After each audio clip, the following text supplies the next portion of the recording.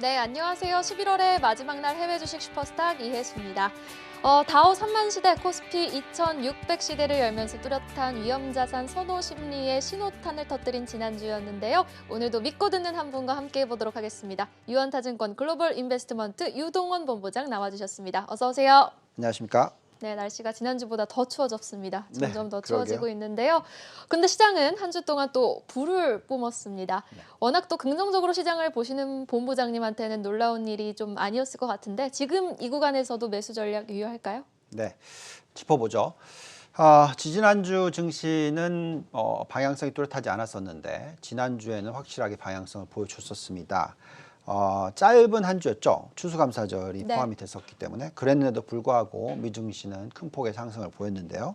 S&P 500 같은 경우에 2%대, 다우존스도 2%대, 그리고 나스닥은 거의 3%대, 여기에 또 중소형주는 4%대의 상승을 보여주기도 했습니다.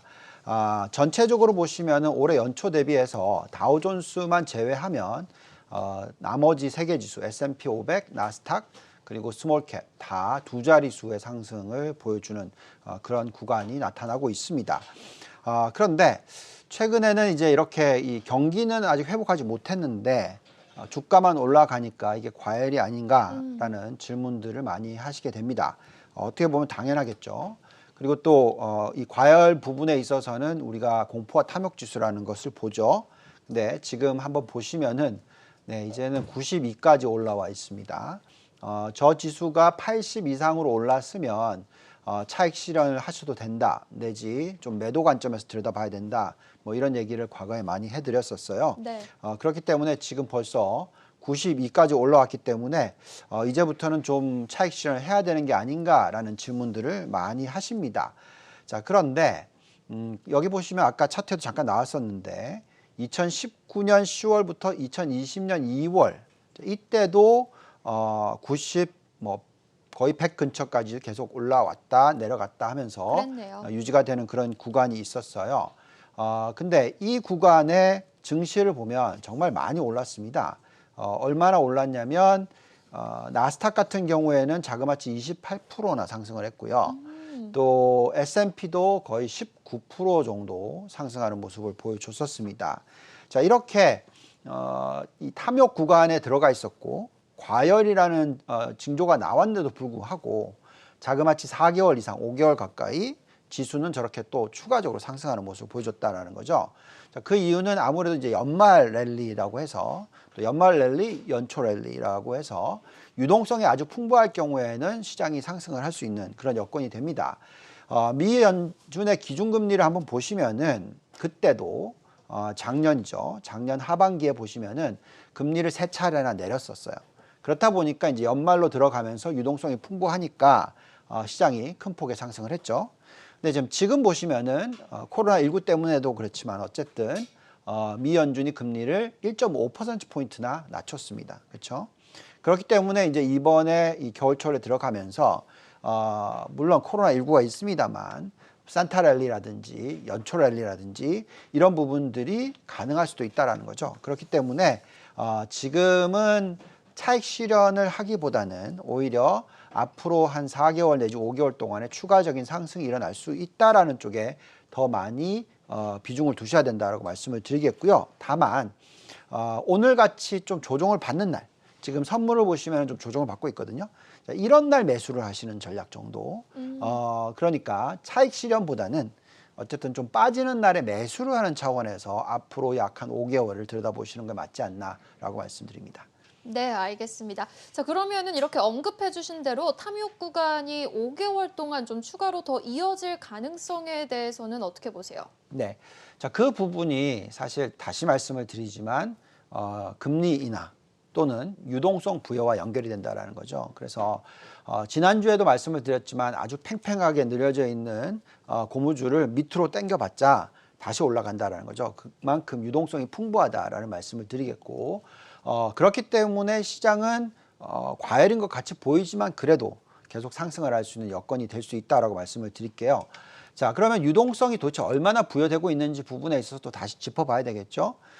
지금 보시면은 미 연준의 대차 대조표 규모가 이제 7.2조 달러니까 3.1조 정도 늘었다라고 보시면 되겠고, 이 숫자는 2008년 금융위기 때 늘었던 1.35조 달러 대비해서 자그마치 2.3배 수준이다라고 말씀을 드립니다.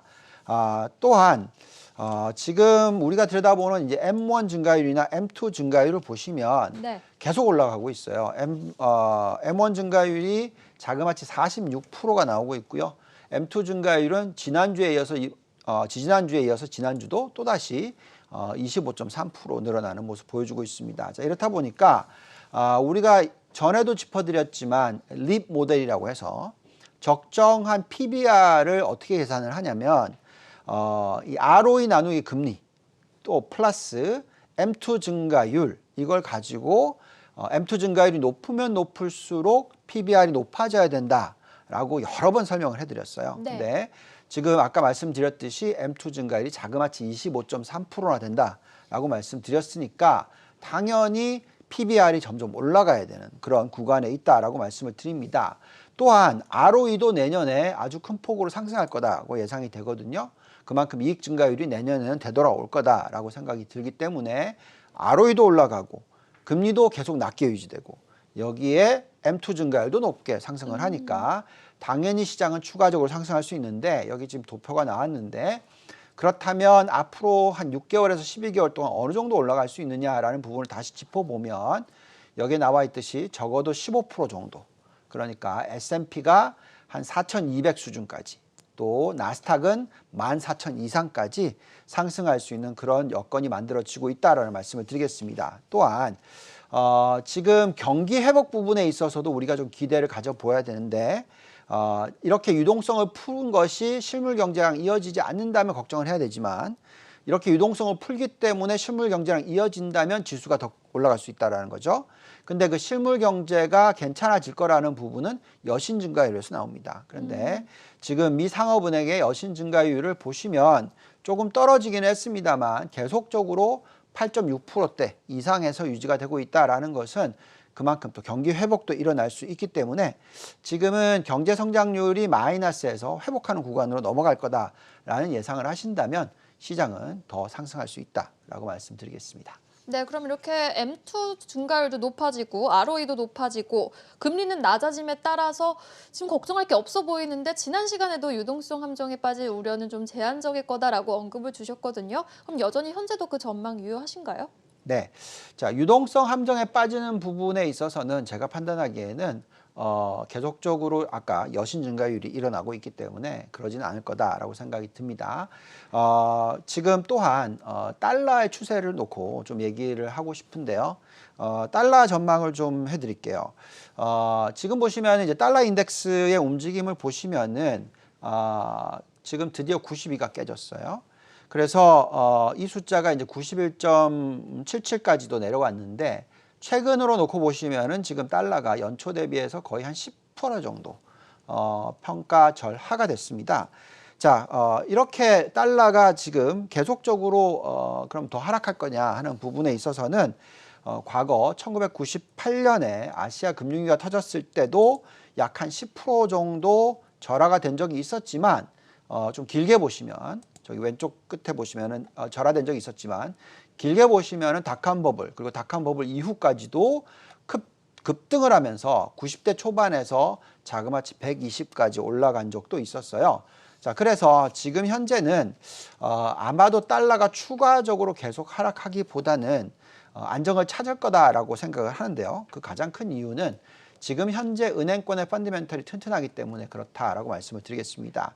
자, 지금 보시면은 이제 전체 여신의 연체율을 보시면은 지금 한 1.59% 정도 나오거든요. 저 숫자는 정말 낮은 숫자입니다. 네. 또 기업들의 여신 연체율을 한번 보실까요? 그 숫자는 1.3%밖에 안 돼요. 정말 낮은 숫자가 계속 이어지고 있고요. 여기서 지금 이제 코로나19 때문에 걱정들을 많이 하시니까 저소득층이라든지 뭐 신용카드에 문제가 생길 수 있지 않나라는 걱정들을 하실 수 있는데, 지금 보시면은 크게 상승하던 가계대출 연체율이 3Q에는 또 다시 폭락을 했습니다. 그래서 1.8% 수준밖에 안 돼요. 그렇다라는 것은 그만큼 유동성이 많이 풀려 있고 연체율이 괜찮다. 따라서 달러가 계속 마냥 약세로 갈 것 같아 보이지 않는다라고 생각할 수 있겠고요. 또 더 중요한 부분은 지금 자기자본 비율이라는 게 있는데 은행권의 지금 자기자본 비율이 자그마치 14.1%나 된다라고 말씀드리겠고 과거에 이 금융위기가 터졌던 달러가 막 거의 한 70대까지 떨어졌었을 때에 8% 수준의 티어1 캐피털 레이쇼 자기자본 비율보다 거의 2배 수준까지 올라와 있다라는 게 중요하겠죠. 그래서 이런 상황에서는 제가 판단하기에는 달러는 더 이상은 아주 급락하기보다는 약간의 약보합세 정도 그런 추세가 이어질 것 같다라고 말씀드리겠습니다. 네, 알겠습니다. 지금 시점에서도 지금 2년여 만에 최저 수준을 기록했다고 하는데 한 약보합 정도의 수준 정도 더 떨어질 여부는 있다라고 말씀을 해주셨고요. 그럼 이제 유가 이야기로 한번 넘어가 보도록 할게요. 최근 국제 유가가 백신 기대감과 또 뭐 미국 정권 교체 기대감에 가파른 상승세를 보이고 있습니다. 사실 유가뿐만 아니라 원자재 가격 전반적으로 흐름이 긍정적인데 경기 회복에 대한 좀 긍정적인 시그널이다라고 해석을 해도 좋을까요? 네. 자, 말씀하신 대로 지금 최근의 유가 흐름을 보시면 유가가 좋습니다. 사실 뭐 거의 코로나19 사태가 터졌을 때는 20달러 깨져 내려왔었고 선물로는 마이너스까지도 갔죠. 네. 그렇지만 지금 어쨌든 그때 바닥 대비해서 뭐 100% 이상 상승을 했습니다. 그래서 지금 45불대까지 올라와 있는 상황이고요. 그런데 저기에 나와 있듯이 차트도 보시면 계속 상단이 낮아지고 있죠. 또 하단도 낮아지고 있는 추세를 보이고 있어요. 그래서 여기서 추가적으로 상승한다면 50달러 근처까지는 갈 수 있다라고 생각하지만 지금 유가의 변화는 패러다임의 변화입니다. 그만큼 수요와 공급 차원에서의 패러다임 변화가 일어나고 있다고 말씀을 드릴게요. 저게 나와 있듯이 지금 보시면 우선 공급 부분이 S1에서 S2로 떨어지죠. 그만큼 셰일가스가 공급을 항상 만약 유가가 좀 올라가기만 해도 늘리게 되는 거죠. 자, 그래서 이 차트가 한 단계 떨어지고요. 또 수요 부분에 있어서는 D1에서 D2로 떨어지는데 그 이유는 우리가 가솔린 자동차가 자동차나 트럭이 전체 가솔린 수요의 거의 40% 되는데 이쪽이 이제 전기차로 계속 빠르게 바뀌고 있단 말이죠. 그렇기 때문에 수요가 한 단계 떨어질 수 있다.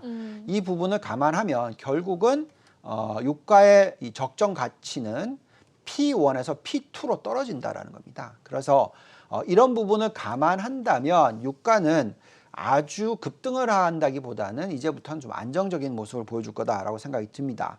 자, 그렇다고 해서 또 유가가 계속 폭락을 할 거냐 그렇게 보여지지는 않고요.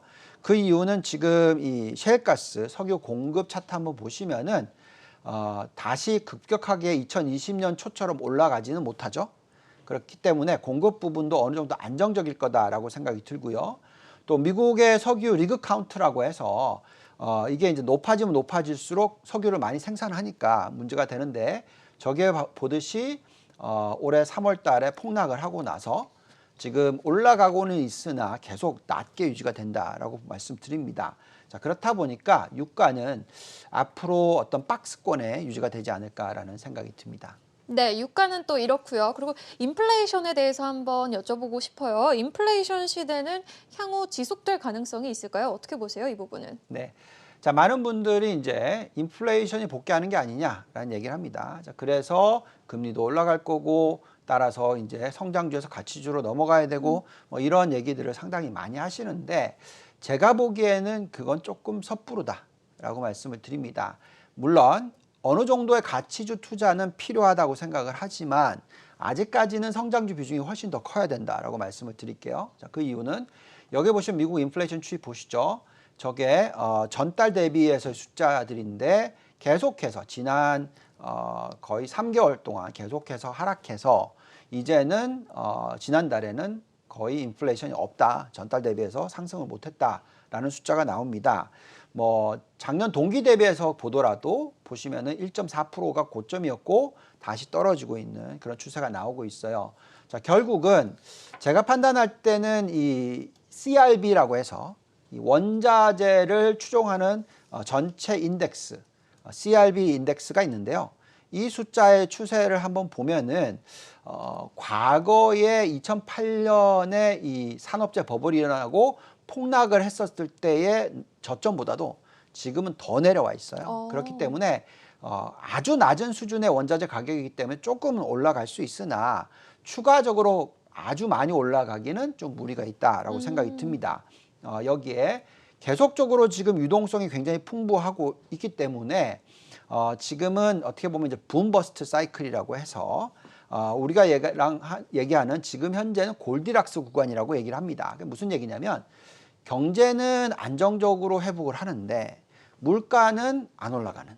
그러니까 물가가 안정적인 수준에서 1%대 중반 정도에서 큰 변화가 없는 그런 모습이 나타나면서 유동성을 계속 부여할 수 있는 그런 환경이다라는 거죠.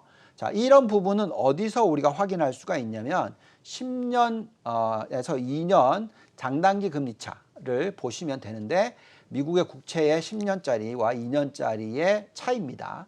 자, 저 숫자가 지금 회복을 하고 있지만 아주 빠르게 회복하지 못하고 있죠. 저 숫자가 적어도 1.5% 이상, 많이 가면 2%까지 상승을 했었을 때 아마도 인플레이션에 대한 완전한 그런 어떤 우려를 생각하셔야 되는 것이지, 지금처럼 저 정도 수준에 있을 때는 인플레이션이 빠르게 치고 들어올 거다라고 예상을 하실 필요는 없을 것 같습니다. 네, 알겠습니다. 그럼 지금 시점에서는 인플레이션이 치고 들어올 가능성을 그렇게 높게 생각해 볼 필요는 없겠다라고 정리를 해주셨고요. 자, 그러면은 또 우리 안전자산에 대해서 얘기를 안 해볼 수가 없을 것 같습니다. 우리 시장 지난주 다우 3만 시대 또 코스피 2600 시대를 연 이면에는 금과 달러 같은 안전자산의 하락세도 함께 연출이 되고 있는데요. 금 투자 여름에는 또 되게 뜨거웠잖아요. 지금 저가 매수의 기회로 삼아 보면 어떨까요? 네. 금 가격이 지금 조정을 받고 있어요. 그렇지만 계속 말씀을 드렸지만 통화 가치가 하락을 하면서 금 가격은 언젠가는 올라갈 거다라는 얘기를 해드립니다. 자, 근데 중간에 어느 정도 조정은 항상 있을 수가 있어요. 그래서 과거의 예를 보고 좀 말씀을 드릴게요. 지금 금 가격의 추이를 보시면은 지난 고점 대비해서 벌써 한 14% 정도 하락을 했어요. 근데 이제 과거에 보시면은 저기에 2008년도 금융위기가 지나고 나서 금 가격이 큰 폭으로 상승을 했어요. 150% 가까이 상승을 했습니다. 자, 그리고 나서 몇 개월간 큰 폭의 하락이 또 있었어요. 어느 정도 있었냐면 34% 하락을 했습니다.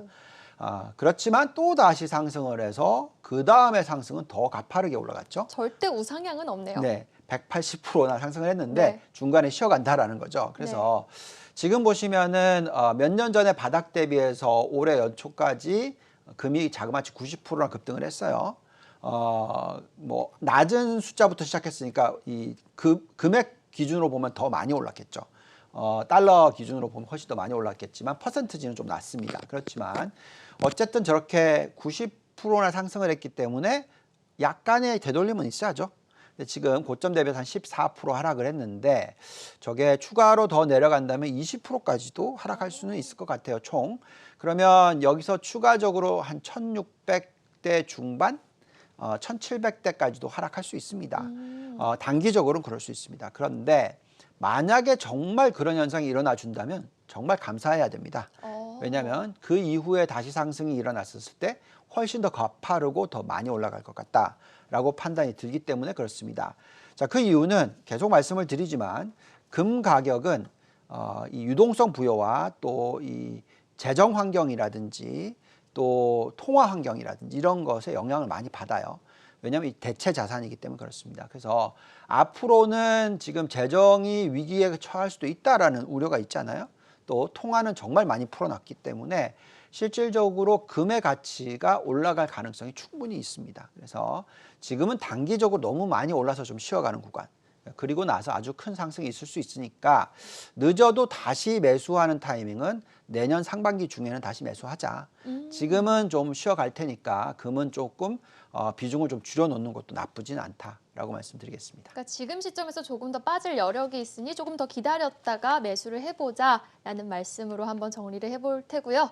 자, 그러면 또 지난주 또 상승 동력의 일부가 되었던 바이든 행정부 이야기로 넘어가 보도록 할게요. 뭐 재무부 장관은 제디 옐런 장관으로 내정이 되었고 대선 전에는 그린 뉴딜 정책 관련주가 강하게 기대감을 받았잖아요. 그럼 내년에 이제 본격 출범을 한다면은 어떤 전략이 좀 제대로 유효할까요? 네, 자 바이든의 정책을 한번 보겠습니다. 이 정책별 예산 추정액을 보시면 바이든 정부가 얼마나 어디에 적극적으로 투자를 하는지가 나와 있는데 우선 육아교육 그리고 또 헬스케어 의료, 사회복지 퇴직, 인프라, 내수 관련 소비 이렇게 되어 있습니다. 총 4가지 부분이죠.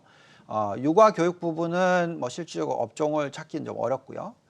그 다음은 헬스케어니까 당연히 찾을 수 있고요. 네. 바이오 업종이나 헬스케어 업종을 사시면 되겠고, 그 다음에 사회복지 퇴직 저 부분은 이제 중소형주에 대한 관심을 가지셔야 된다라고 말씀드리고 있고, 또 인프라 내수 관련 소비 이 부분이 우리가 얘기하는 신재생 에너지라든지 5G라든지 전기차라든지 반도체 장비 이런 쪽이 상당히 이제 수혜를 받을 수 있는 부분이다라고 말씀을 드릴게요. 그래서 계속 말씀을 드리지만 바이오, 중소형주, 신재생 에너지, 5G, 전기차, 반도체 이런 쪽에 초점을 맞추셔야 되겠고, 과거에 이 닷컴 버블이 일어났던 구간이 약 한 18개월 정도 이어졌었거든요. 그러면 우리가 지금 올해 3월 말부터 상승을 했으니까 지금 뭐 11월 달이니까 8개월 정도 상승을 했잖아요. 그럼 앞으로 10개월 정도 또 더 상승을 할 수 있겠죠. 만약에 닷컴 버블의 재현이 나면. 그만큼 지금 워낙 유동성을 많이 풀어놨기 때문에 그런 얘기를 해드립니다. 그래서 이런 상황에서는 우리는 계속적으로 좀 긍정적으로 보셔야 되겠고요. 내년 2월까지는 적어도 또 아까 말씀드렸지만 산타 랠리라든지 뭐 새 랠리라든지 이런 부분들이 있을 수 있으니까 신재생 에너지 업종이라든지 반도체 업종에 대한 관심이 필요하다고 말씀을 드리겠고, 여기에 지금 대표적인 종목들 한번 좀 띄워주시면 상당히 지금 매력도가 있다라고 말씀을 드리겠습니다.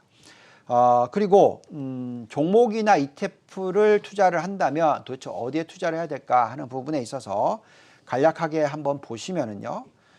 대표적인 ETF의 20개를 좀 올려드렸습니다. 네, 여기서 가장 좋게 나오는 것이 속스 반도체고요.